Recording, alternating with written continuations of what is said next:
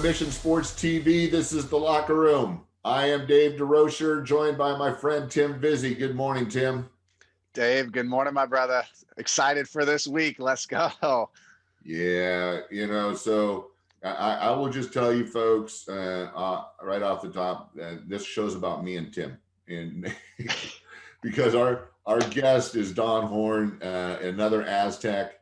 We are going to talk Aztec football. We are going to talk in multi-generational. Don was from the 60s and only won a national championship. I was from the 80s. We won our first WAC championship. Tim was from the 2000s, played with one of the greatest coaches of all time in Aztec history, Rocky Long. So we have some pedigree but it's multi-generational. It's going to be a lot of fun. Yeah, looking forward to the message that Don just hits on. And yeah, it was really a history lesson at the same time, hearing these stories and these people that we see in the history books of Aztec football. He actually got to be there side by side with these guys. So it's pretty cool just to hear these stories. Well, I'll tell you, Tim, it's amazing. We talk about it. We've been talking about it. That when he shared that he walked into the Mount Rushmore of coaches of Eric Don Coryell, John Madden, Bobby Beathard, who is a coach, Joe Gibbs, right, Washington Redskins. All Hall of Fame. These guys. I'll put that up against any collegiate coaching staff nationwide, and that's a little old San Diego State that he walked into, and so it goes on from there. But man, it's really a neat interview. We had a lot of fun, and you guys are going to dig it. But I'll tell you one little tidbit that he shared was the one thing that he did is he just surrounded himself with good people, and he was able to persevere through a lot of different things. Just a simple little statement, but so true, right? Right. Everywhere he went, there was great people around him, and he had great success wherever he went. He said that. He said, surround yourself with the right people and believe in yourself. And when you combine those two, special things happen. And that's exactly what occurred for him. So it's a cool story. I hope you guys enjoy it. Yeah. It's one of those things that as we do this show, we try to bring value and bring a message to younger people.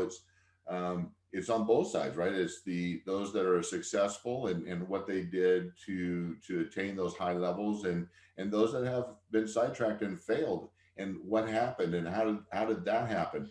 In both instances, it's who they kind of started gravitating towards, right? And typically somebody that fails isn't surrounded by a bunch of successful people. In life, if you're going down the wrong path, is because you're surrounded yourself with people that are of like mind and are kind of not doing the right things themselves, and that's where it tends to happen. And if you surround yourself with great people, here's one nice thing about surrounding yourself with great people is that if they see you failing, they reach down and they bring you up and support you, right?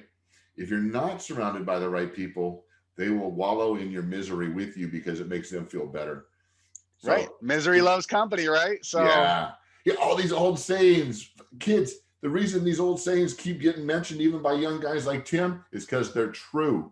Okay. So listen to them. They're the cliches, but man, they're so true. And that's how simple life can be, too. Anyhow, so Don had some great messages. We got to chop it up about Aztec football. He talks about Vince Lombardi playing against Dick Butkus. This is just great stuff. So I hope you guys enjoy the show, and we'll be right back.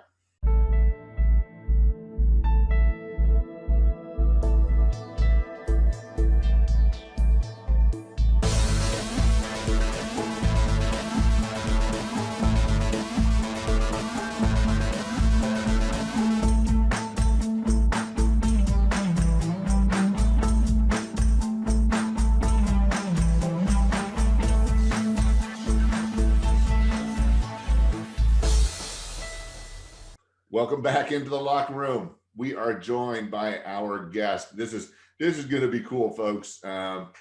Tim, please introduce our esteemed guest. Yes, he was a junior college product named into the LA Harbor College Hall of Fame. He then went on to play down south under coach Don Air Coryell, where he was named the MVP and led the Aztecs to an undefeated #1 ranking and national championship in 1966. 1 year later, he was drafted in the first round by the Green Bay Packers and the famous coach Vince Lombardi, where he helped that team win and become Super Bowl II world champions. He held many records in Green Bay. Welcome to the show, Mr. Don Horn. Thank you. I didn't know I was that good way back then. Yeah, man. Well, and you know, just like almost all of our other guests, we have to trim it down, otherwise we wouldn't have a show. You know, I mean, all the cool things you did, and you know, and the other thing we're gonna have a hard time doing, Don, is choosing which pictures to use for our thumbprint, our deal, because as we were talking about earlier, you signed a couple of autographed photos for my daughter's boss, and I'm looking at pictures with you and Lombardi and you and Bart Starr and you under center with one of the meanest players ever, Dick Buckus, looking at you, pointing at you. And the funny thing that you shared with me was, I can't share with you what he said. Something about my pedigree or something. Left to the imagination is awesome, though. But you know, it's just great to be able to sit with you for a little bit. And you've got your hat on. I did this because so many of the people that watch our show know Tim was the Aztecs of the 2000s. I was in the Aztecs of the 80s, and you, sir, were in the Aztecs of the 60s with a national championship. This is fun stuff for us. I hope everyone else is going to enjoy it, but we're going to have fun. 3 generations, baby. Come on. Yep. So Don, okay, so you got there, but what did football? And I don't want to give you too hard a time, but what did football look and what did sports look like with you growing up? Because many of our listeners are young people. You know, how did you get involved in sports, and what did that look like? Well, I mean, we played football in the streets. You know, we played touch football in the streets. You know, and I remember in my neighborhood, I took a yardstick and some red paint, and I put a yardstick down, put a G, 1 yard, put a thing, and then and went through the whole block. And I always had a couple of neighbors in the neighborhood that got upset at me. But most of the neighbors were, but we put our own football field on. We played pretty much touch football, and I played Little League baseball. Grew up with a major league pitcher named Doc Ellis, and he pitched for years with various teams in the in the major leagues and whatever. But back then we didn't have a lot of organized. So we had Little League baseball, didn't have a lot of recreational. We didn't have Pop Warner back then where I grew up. But I think the first time I ever put pads on, I was a sophomore in high school, as far as football pads and that type of thing. But we used to have neighborhoods where our neighborhood would challenge another neighborhood for a tackle football game. We wanted to play tackle. We get tired of playing touch. You know how it is. So we couldn't go to the local recreation parks and stuff like that. Wouldn't allow tackle football. Someone might get hurt. So we'd go to some field, clear out a field, get the broken glass, move the big rocks and stuff as much as we could. And then we'd create our own little football field, 40, 50, 60 yards long, or whatever. And we'd challenge another neighborhood to a battle. That was, we had those makeshift helmets and stuff and Mickey Mouse, shoulder pads. And it was fun. But I just loved, I played baseball, basketball like all the kids did, but I like football. I just had a knack of throwing the ball. I don't know why. So, anyways. Where did you grow up, Don? Pardon me? Where did you grow up? Where? Yeah. I grew up in a little town called Gardena, a suburb of LA, Gardena, Torrance area, whatever. Yeah, I grew up there, and I think I was a sophomore. When I was a sophomore, I always wanted to play quarterback. I was just kind of a slow, fat white kid, couldn't run too fast. Ended up playing weak safeties my sophomore year in high school. I loved playing safety. I loved playing defense. And I was the third string. I was a JV quarterback of our team and a third string varsity quarterback my sophomore year. And I remember we had a coach named, he came out and helped us. I had two guys come out and help our high school coach back in the early 60s. A guy named Dick Enright. He went in to coach one of my old teammates, so a guy I backed up, Dan Faust at Oregon, and pretty good high school football coach. And then I had another guy named Bobby Bethard. Bobby used to start coaching me when I was a junior in high school, and I've known Bobby forever. And they helped me. And a couple of them told me that when I was a sophomore in high school, I threw the ball better than 85% of the college quarterbacks at that time. Wow. So I decided, I'd concentrate on being a quarterback. And, I was purely, back in those days, I wasn't much of a runner, but I had a quick release, quick feet, and I got rid of the ball fast. And anyway, so I played high school ball. And then I had a scholarship at Washington State University. I went up there for a year and a half, long story, and transferred to Harvard JC. We were undefeated, #2 team in the country. And that year, Long Beach City was #1 in the country. We were #2 in the country. We were both undefeated, but we had a scrimmage before the season over in the vet stadium there in Long Beach State. We scrimmaged Long Beach City, and we beat them in a scrimmage. So we always claimed that we were #1. They should be #2. Makes sense to me. So, but it was I grew up. I had a pretty good childhood. We were just I call it lower middle class. I had a good upbringing. I was the only child, and I had a lot of faith, and I didn't go to church every Sunday, but I went to Sunday school as often as I could.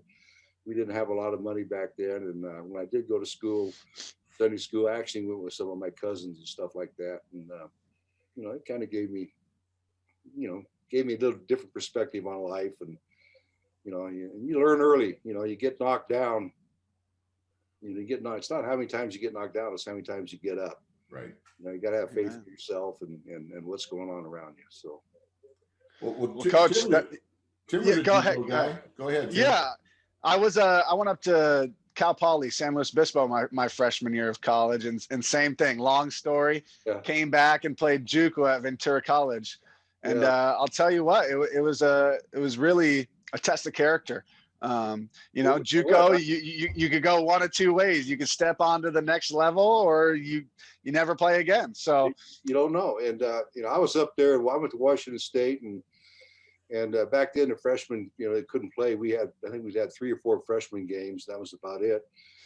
And then I got in a car accident. So so the next spring they fired. I went up there to play for a pretty good quarterback tutor coach, a guy named Jim Sutherland at Washington State back in the late 50s, early 60s. He got fired in my sophomore spring ball. They brought in a running type of a head coach, and I wasn't a runner.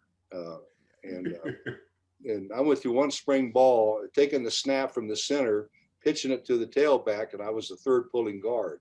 2 guards and So I went through one spring ball doing that. I remember Keith Lincoln was up there. He was playing running back for the Chargers at the time. And he says, "You got to get out of here, Don." He says, "You got some ability. You can throw the ball. You're going to die up here." So that's when I first heard the name of Don Coryell. He said, "There's a coach down in San Diego named Coryell, loves to throw the ball."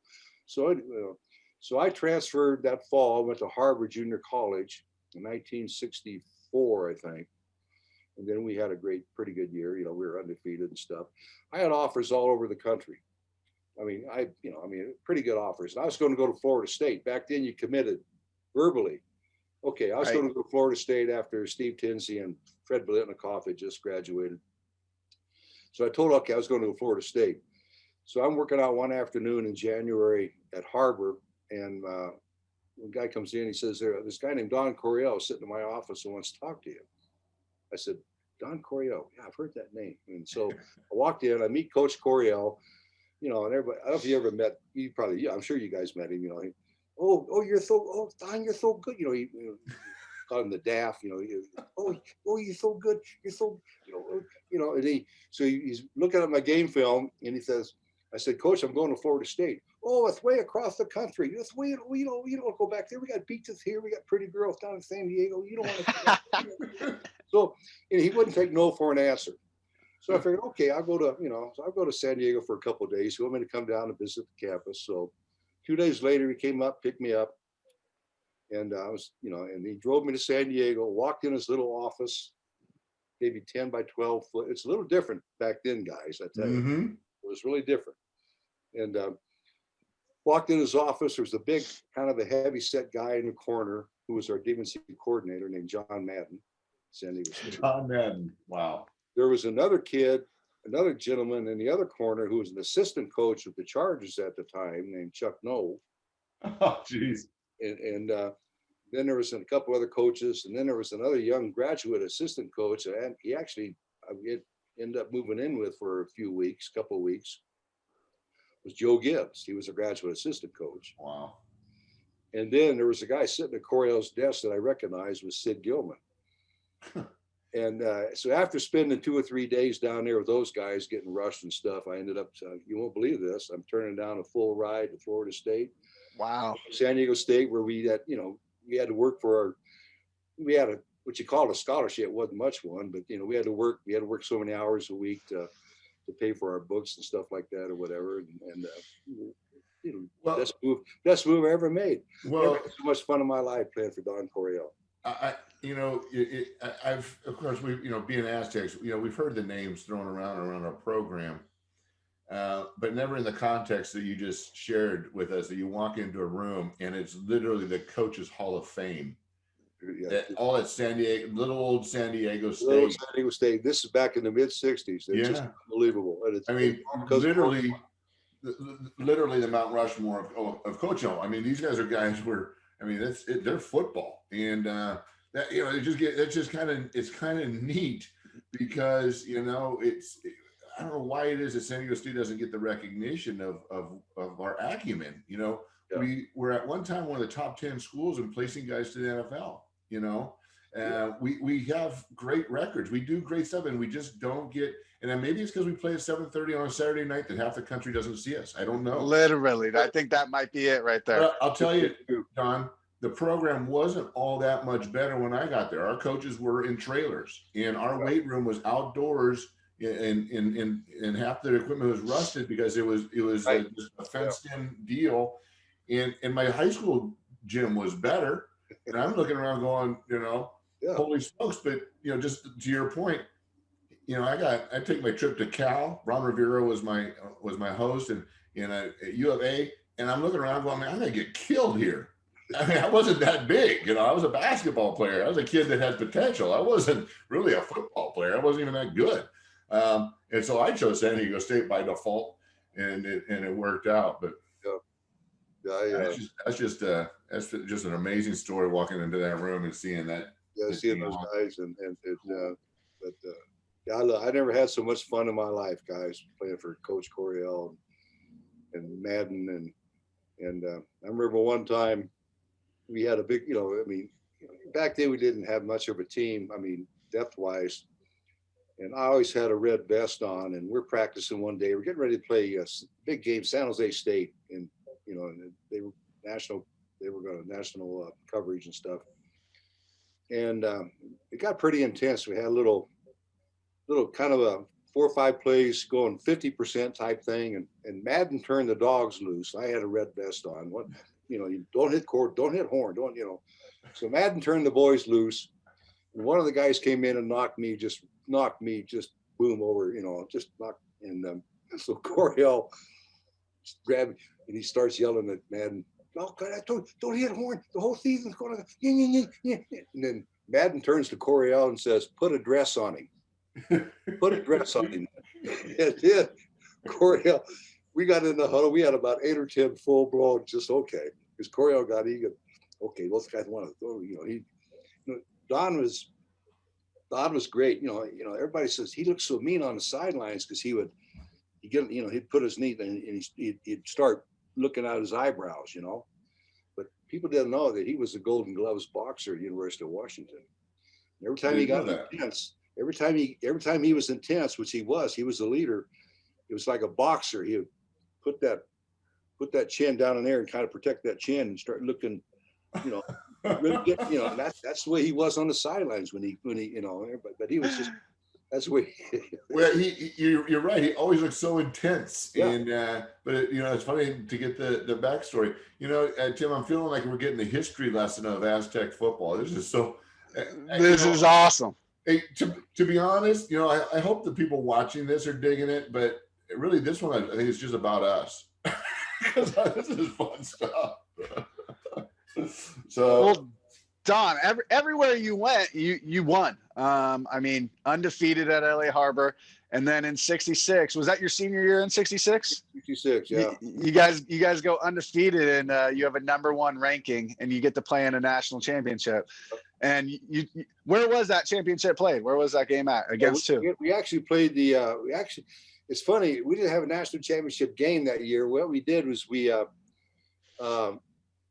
I think it was like in November. We were #2 in the nation, and North Dakota State was #1. What?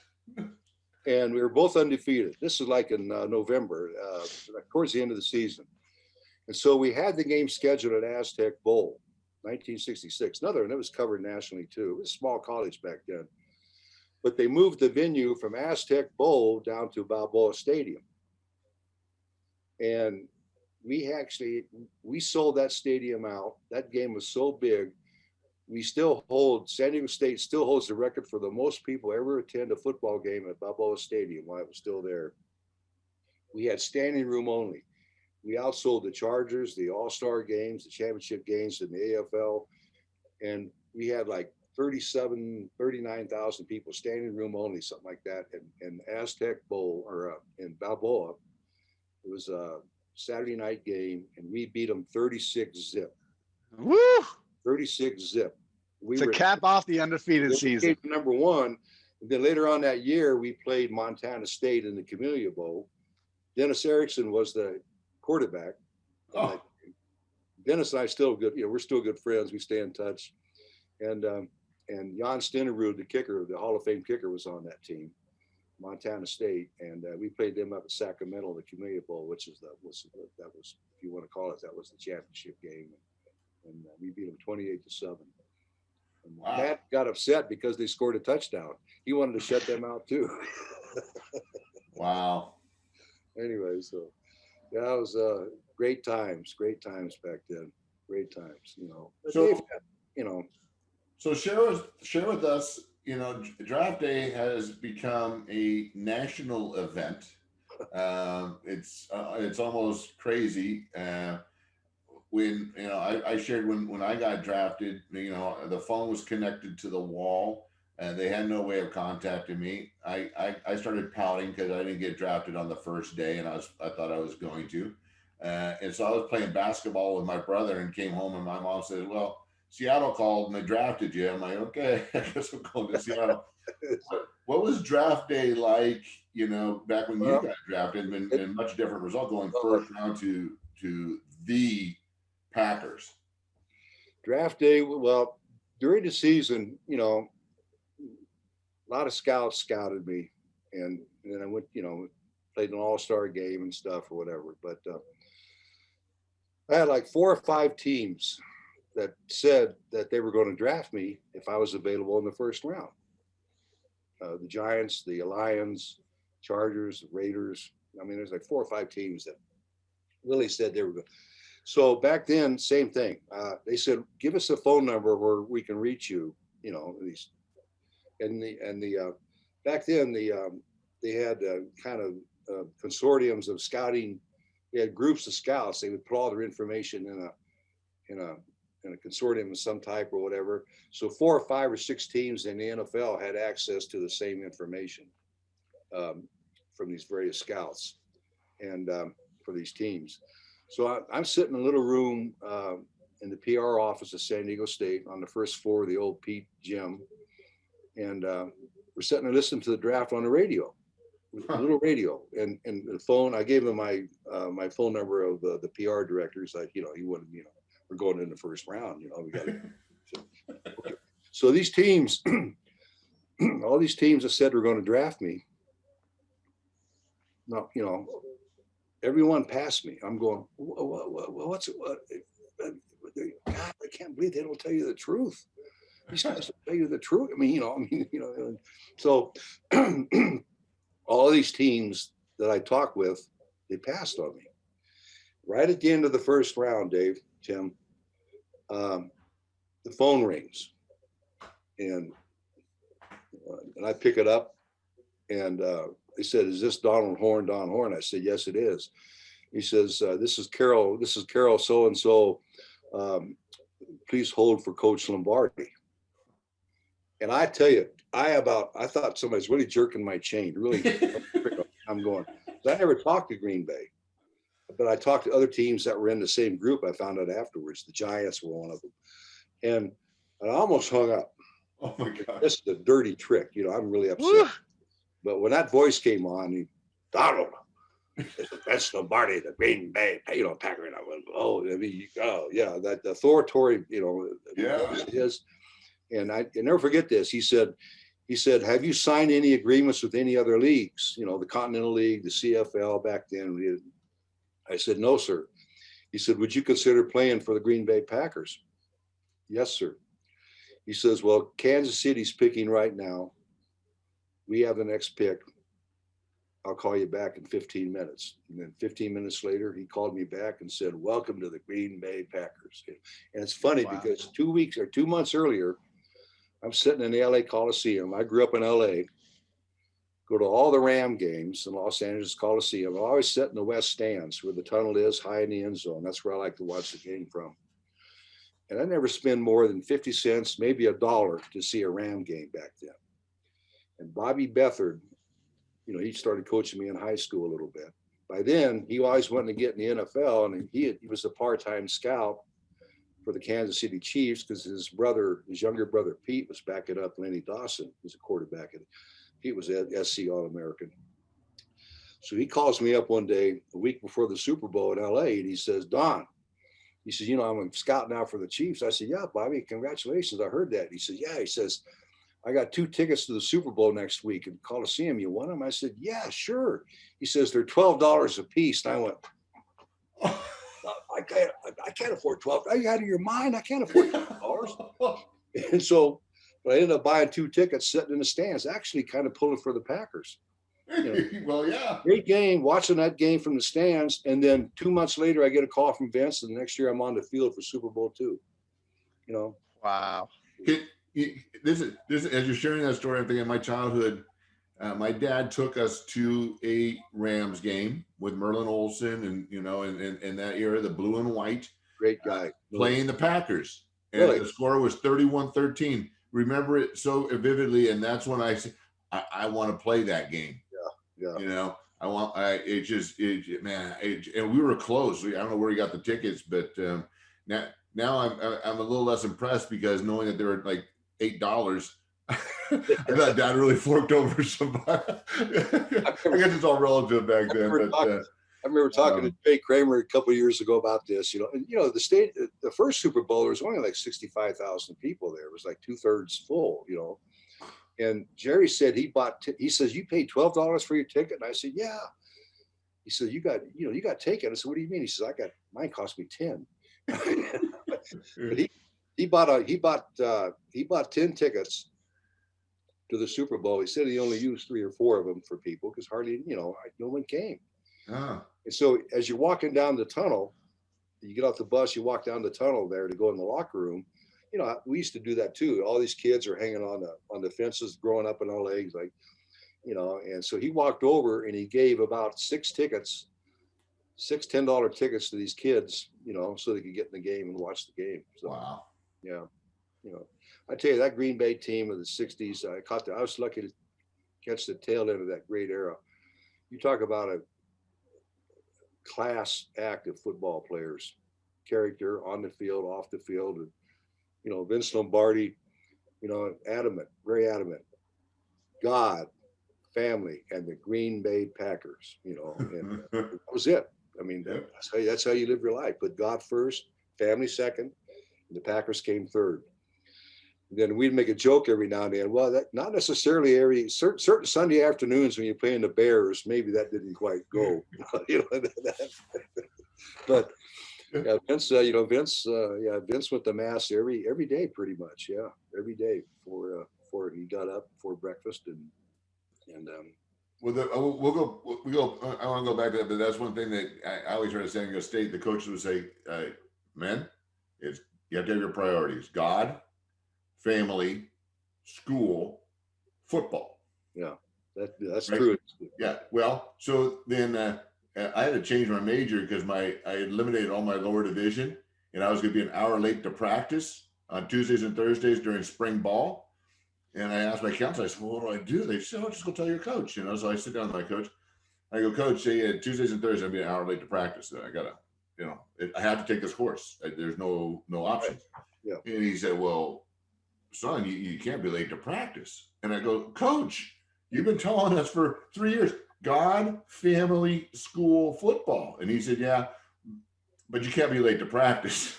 So there are exceptions to the priority rule. Yes, I had to change my major. That didn't bode well, but Tim, you got to have some questions for him on. Hey, Tim, who head coaches? Who'd you play for when you were playing? I was under Coach Rocky Long, legend. Oh, Rocky, you're the Rocky. Okay, yeah. Yeah, I probably saw you play. I was on the field a few times, in some of those games. You come to Colorado, I try to, be on the sidelines as much as possible for Air Force or Colorado State, even the Wyoming games I try to make. And, like Rocky and he's back in New Mexico now, right? Did he go back? Yeah. He's back there in New Mexico doing his thing. And I'm sure, he's going to have that program up and running here very shortly. He's a great coach. It was fun to be underneath him. And yeah, he was all about character and held a tight line. I'm sure like a lot of your coaches did. And that works, We need more of that today. No, we do. We do. All levels, in college ball and especially professional football. Well, that's what I was going to ask you. I know, I'm sorry, Jim, I'm kind of occupying this, but the one thing you said was about the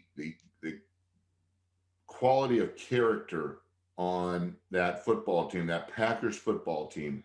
Let's be honest. The heyday of football was the 70s, the 60s, 70s. The 70s was just for me that era of the Steelers and the Rams and the Packers and the Bears. And I mean, it was gladiator sport football. Right. But it was about that team. You were battling with your brothers. And if you made a play, you all gathered together and congratulated each other, and it was all about the emblem and the city and the stadium. And today we see a quarterback run for a touchdown, push his teammates aside, and and me. Yeah. I'm like, brother, you wouldn't have been in that end zone if it weren't for those cats blocking. You go congratulate them first and worry about you after. And I just don't like the message I see watching this game. I played with a guy, Steve Largent, a pretty doggone good player, who would make a touchdown, hand the ball to the ref. I don't think he ever seen him spike it. Hand the ball to the referee, run back to the huddle, congratulate the guys that threw him the ball, that blocked it. You know what I mean? Yeah. Talk a little bit. I mean, I don't know what your thoughts are, but I'd love to hear them. The humility and you got to be a little more humble, and appreciate what got you there, So. Well, of course, you had a guy leading the team there, Mr. Lombardi, who I don't think gave a whole lot of fudge room to that. I have to imagine. And Vince had a funny knack too. Back in the '60s, most of the motivational coaches and people back in that era, they'd say,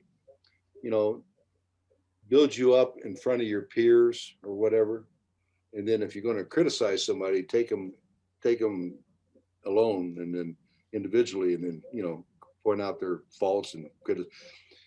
Vince was the other way around. He would build you up in private.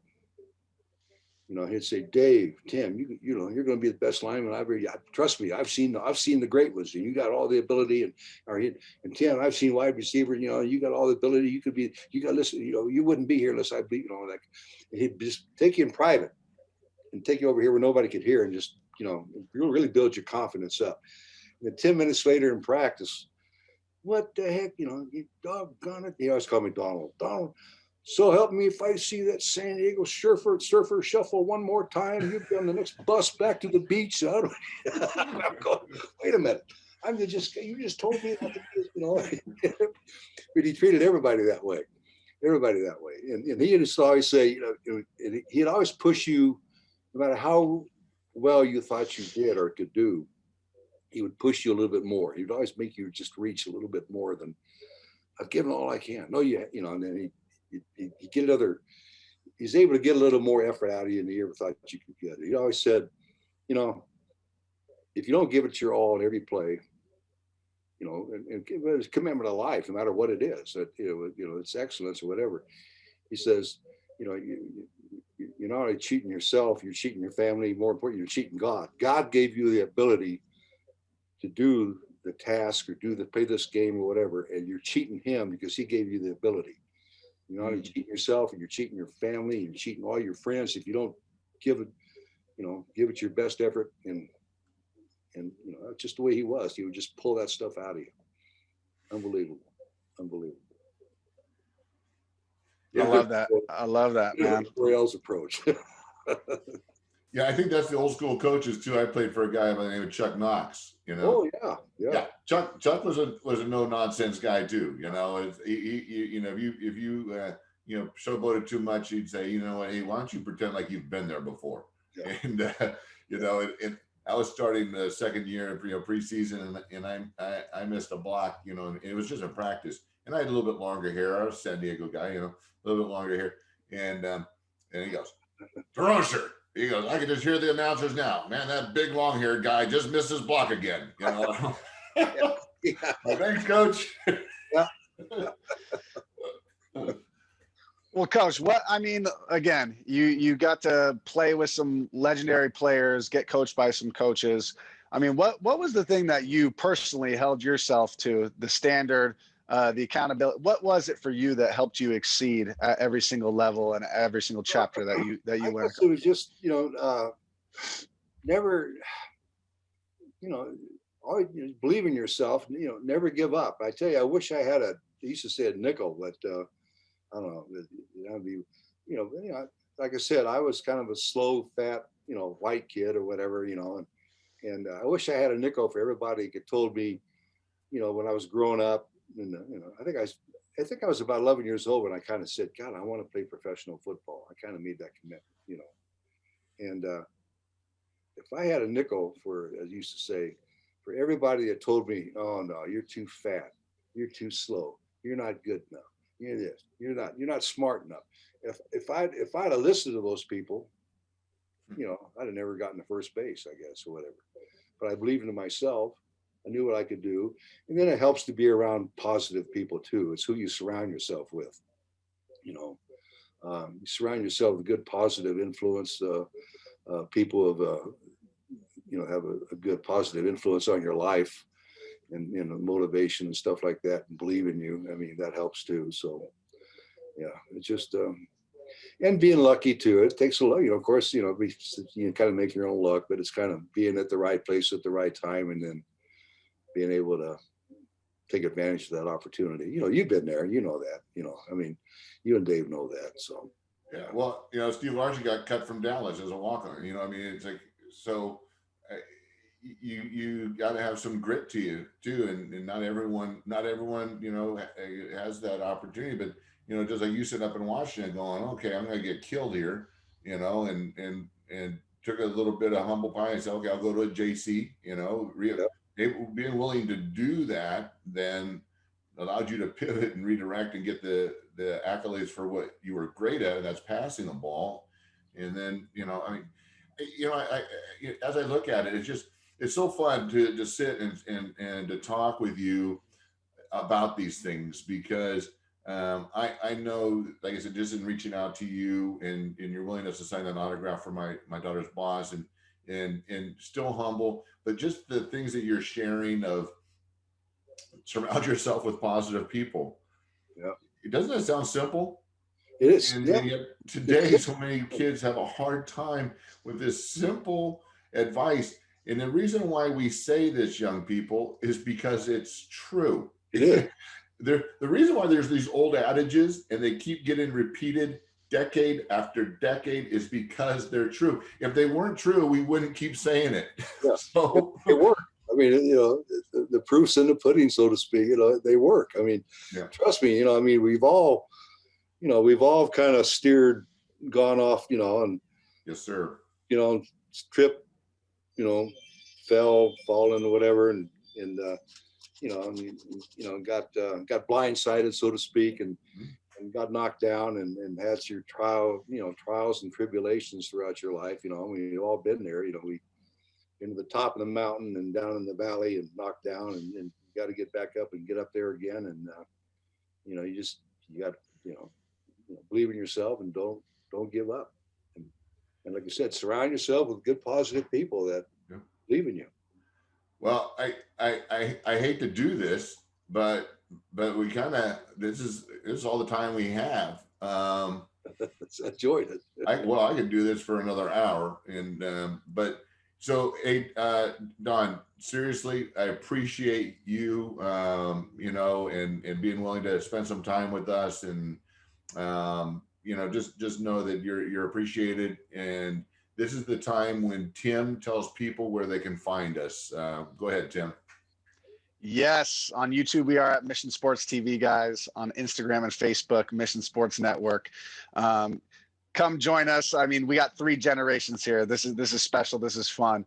We want to talk with everyone. It's all about helping each other out on our own individual journeys, and learning from each other's lessons, and helping each other on that path. So yeah, reach out to us. We want to hear from you guys, and we look forward to it. And guys, we are in talks about planning our camps for 2021. So we are very much looking forward to launching our inaugural camp, and we will keep you posted, certainly within the Mission Sports TV channel and on the Locker Room as that gets closer to fruition. Just keep praying that God leads the way for us, and that we get there and we can start helping young people with all these great messages and great people. We have a lot of folks wanting to help us coach. It's going to be an all-star list of coaches and messages, and it's going to be great for our young people. So keep an eye out. In the meantime, keep watching the Locker Room. Be good teammates. Love and respect each other. We'll see you next time.